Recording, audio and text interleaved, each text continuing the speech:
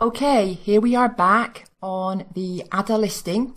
We are now on keywords. So we have been through vital info, offer, images, description and bullet points. And we're now going to add the keywords. Remember we gathered a list earlier? So first of all, we're going to enter the target audience. The item I'm adding here is a headlamp. So the target audience is going to be all adults. You just keep adding more. So for this particular category, I only have these 4 options and it's all adults. If you were selling in, say, for example, the pets category, your target audience would be a list of animals. Okay? Now, search terms, this is where we start to enter the keywords that we gathered earlier. So I have the list here that I edited to remove any duplicates and to remove any keywords that were not relevant to the item I'm adding. You have 5 fields for adding keywords. Just click to add more. 1, 2, 3, 4, 5. Now how you do this is you start with the most important keyword, add a comma and a space, and then add the next one. But you don't need to repeat things. So I already added headlamp, so I don't need to add headlamp again. I'm just going to add flashlight. Comma, space again, and the next one. Comma, space, and the next one, and so on. Now when you come to the point where you can't add any more keywords on the first field, start on the second one. And just keep going until you have added either all of your keywords or you run out of space, whichever happens first. For this particular set of keywords, I will have no problem adding them all. But if you have a lot, then you may not be able to add them all. But just remember you're going from the top down because they are in order of popularity. Platinum keywords will not apply to you, so you can ignore that. Style keywords probably don't apply either. Subject matter. Now, if appropriate, you can choose something from the drop-down box. So if you have a seasonal product and you have seasons in the drop-down box, you can choose one. Under other attributes, if anything applies to your product, anything in the drop-down box, then select it. You can also add more as well. So if you choose one and then you need to choose another, you can just click to add more. For intended use, again, you're selecting from a drop-down box. I'm going to choose outdoor. I'm also going to choose travel, and I'm going to choose portable.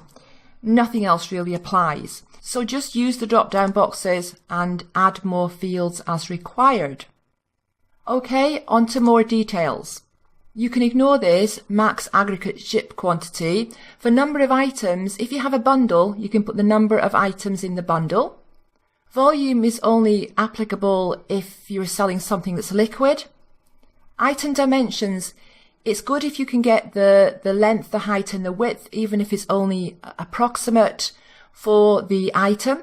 This will show up on the item listing page. So if you can get that, do. And select the unit of measurements. In Europe, that would be centimeters and meters. In the United States, they use inches. So select the unit of measurement that's appropriate. Weight, this is the weight of your item without any packaging. Manufacturer's suggested retail price. Remember when we filled in the offer information, we entered a price here. This is the price that we are going to sell at. If you want your manufacturer's suggested retail price to be higher than the price you are selling at, you can enter it here, but I don't recommend that you enter a price that's a lot higher than the price you have here under offer. So what happens is that on the listing page, it will show the manufacturer's retail price crossed out and then the selling price.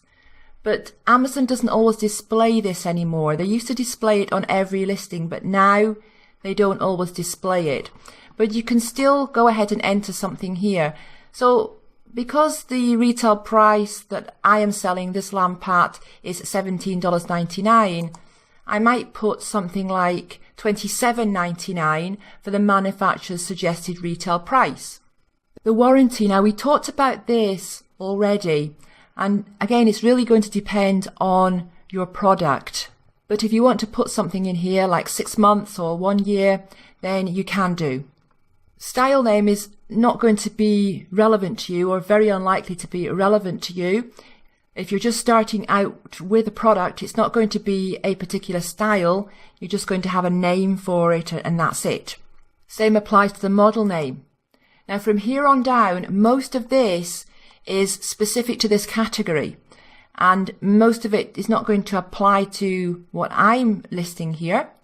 You need to look down the list and keep looking down the list and just check everything to see if anything at all applies to the product that you are listing. So your list is going to look different to mine unless you are also in the sports category.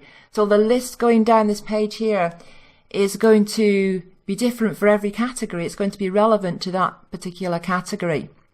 So just slowly go down the list, looking at each thing to find out, is there anything that's going to be relevant to you, to your product?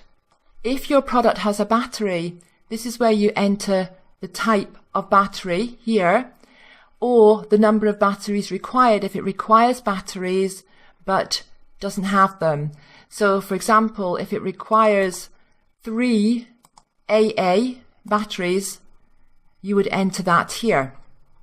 And some more information about batteries. Batteries are included, so if your item needs batteries and they're included, you can tick this.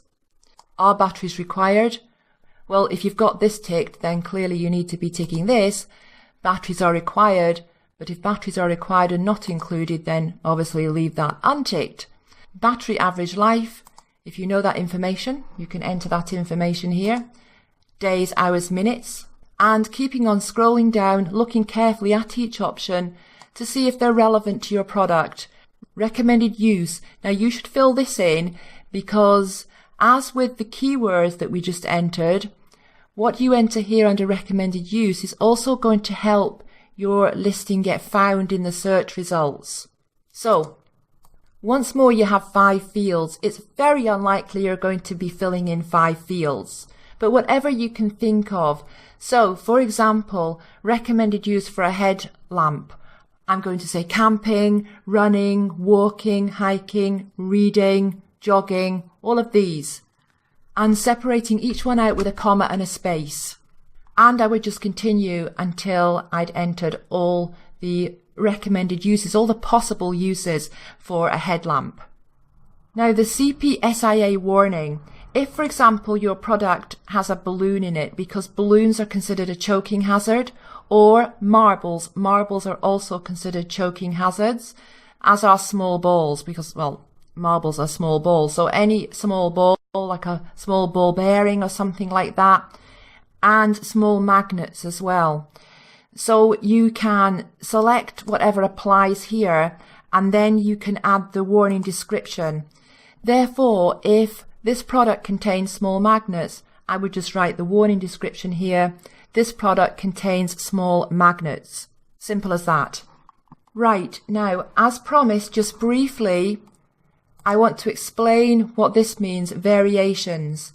This is if you are going to add a product that has more than one variation. So, for example, different sizes, so a small and a large, or a small, medium and large, different colours, green, a green one, a blue one, a red one, that sort of thing.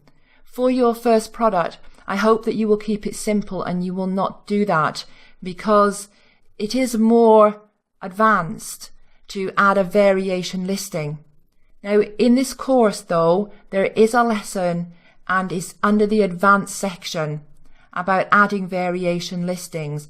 Originally there was no lesson on it because I do consider it to be more advanced, and I don't feel it's the best way to start out with your first listing. But I was asked for some information on variation listings, so I did actually create a lecture on that. So there is a lecture on that later on in the course.